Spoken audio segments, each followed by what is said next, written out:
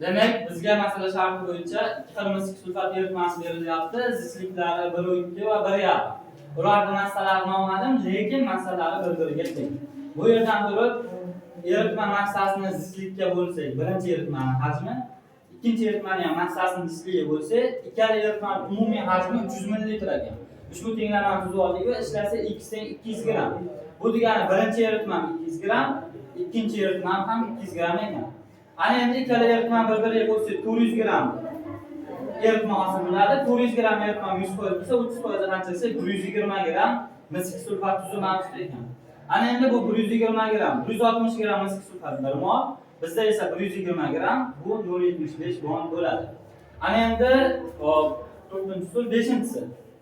Misik sulfat eritmasi elektroliz qilindi deyapti. Elektroliz qilinganda eritmadagi sulfat kislota bilan ortib qolgan misik sulfat tuzini nisbati 1 ga 2 ekan. Bizda 0.75 mol tuz bor edi. 2x reaksiyaga kirishganda, ya'ni elektrolizga uchraganda 2x mol sulfat kislota hosil bo'ladi. 1 ga 2 nisbatda. Tenglarni ishlasa x teng 0.25. Hop, x 0.25 bo'lsa, demak 0.5 mol misik sulfat elektrolizga uchragan, 9 gram suv sarflangan, 0.5 mol sulfat kislota hosil bo'lgan. Ana endi biz reaksiyani yozamiz. Hosil bo'lgan elektrolizdan keyingi eritmaga neytrallash uchun natriy gidroksid eritmasi qo'shilgan. Reaksiyani yozib olamiz. Ana endi bizga beryapti. Birinchi shart. Elektroliz uchun qancha vaqt sarflangan? Birinchi eritma elektroliz uchun. Elektroliz topish, ya'ni T vaqt topish formulasiga qo'ysak, bizga farad soatda so'raganligi uchun bitta faradni soatda qo'yamiz 26.8. Bu erigan modda, ya'ni elektrolizga uchragan moddaning massasi 80 gram, chunki 0.5 mol edi. Hop, I amper to'p kuchi bitta 607. Elektrolizga uchragan tuzning ekvivalenti esa 80. Bu yerda 4 soatlik kelib chiqadi. Ana endi ikkinchisi. Bizdan ikkinchisi so'ragan, hop, sarflangan natriy gidroksid eritmasining massasi so'ralgan. Demak, bizda reaksiya bo'yicha topsak 0.5 mol sulfat kislota elektrolizdan hosil bo'lgan va 0.25 mol misik sulfat tuzi ortib qolgan. 0.5 mol sulfat kislota neytrallash uchun 1 mol natriy gidroksid, 0.25 mol misik sulfatni neytrallash uchun 0.5 mol natriy gidroksid sarflanadi. Demak, umumiy miqdorda 1.5 mol natriy gidroksid. Buni molekyar massasi ko'paytirsa 60 gram. Bu 60 gram natriy gidroksid eritmaning 20% tashkil qilsa, 100% qanchasi? 300 gram eritma mavjud ekan. Demak, 300 gram natriy gidroksid eritmasi orqali neytrallangan. Bo'ldi, ikkinchisi ham tayyor.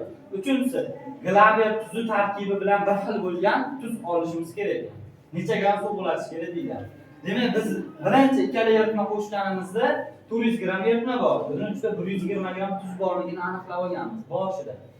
Buni 120 ayirib tashlasa 280 gram dastlabki eritmadagi tuz.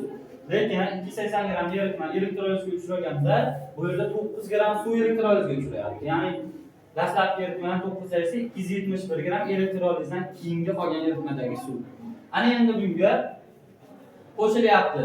Mana bu yerda 300 gram natriy gidroksid eritmasi bo'lsa, 60 gram natriy gidroksid bo'lsa 240 gram suv bo'ladimi?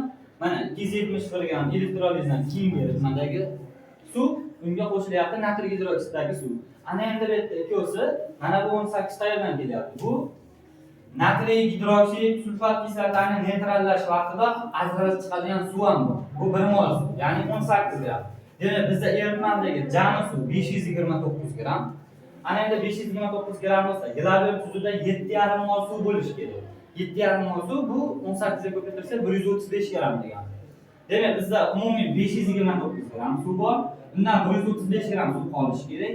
Qancha suv bug'langan desak, 394 gram suv bug'langan ekan. Ana endi to'rtinchisi. Bizda aytayaptiki, sulfat ionlarini eritmadan batamol yo'q qilish uchun sarflangan bariy xlorid tuzining massasini so'raydi. Bizda sulfat kislota 1 mol sulfat kislotani neytrallash uchun 8 gram bariy xlorid. Bizda elektrolizda 0.5 mol hosil bo'lgan qancha? 104 gram. Misik sulfat ham bor. 1 mol misik sulfatga 208 gram, 0.25 mol elektrolizdan ortib qolgan misik sulfat uchun 50 gram. Ikkosini qo'shsa umumiy 156 gram bariy xlorid sarflanar ekan.